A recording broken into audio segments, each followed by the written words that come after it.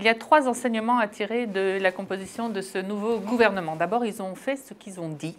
Le gouvernement a été présenté ce matin à 11h30. En général, on sait comment ça se passe. Nous, les journalistes, ça arrive en catastrophe en fin de journée. Là, ils ont tenu le timing. Heureusement, ça avait plutôt mal commencé hier avec les négociations difficiles avec les Verts. Mais là, l'image donnée est d'un gouvernement pro. En plus, il est resserré. C'est vrai qu'il y a 16 ministres seulement qui ont été annoncés.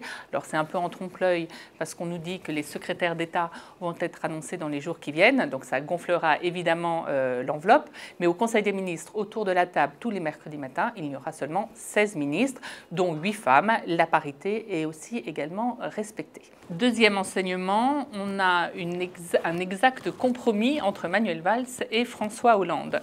Il n'y a aucun valsiste ami historique de Manuel Valls dans cette première série d'annonces.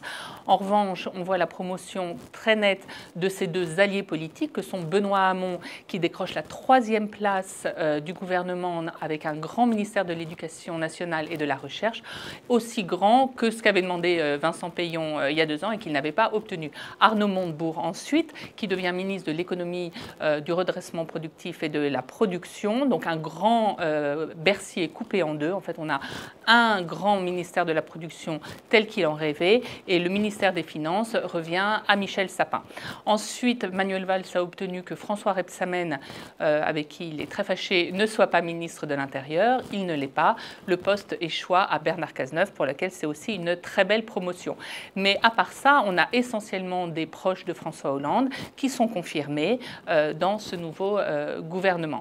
La 3e conclusion de tout cela, c'est qu'il y a très peu de nouveaux entrants, très peu de grandes surprises. Les 2 nouveaux entrants sont donc François Rebsamen, qui a quand même le ministère du Travail, et surtout Ségolène Royal, en numéro 3 du gouvernement, avec un grand poste de l'écologie et de l'énergie. Donc un gouvernement de pros, resserré, un équilibre entre François Hollande et Manuel Valls, mais au final assez peu de nouveaux entrants. Quel peut être le choc dans l'opinion d'un tel gouvernement? Il n'y a pas de grande surprise, pas de débauchage de Nicolas Hulot comme on l'avait entendu parler ces derniers jours. Quel peut être l'impact dans l'opinion? On le saura très vite dans les sondages.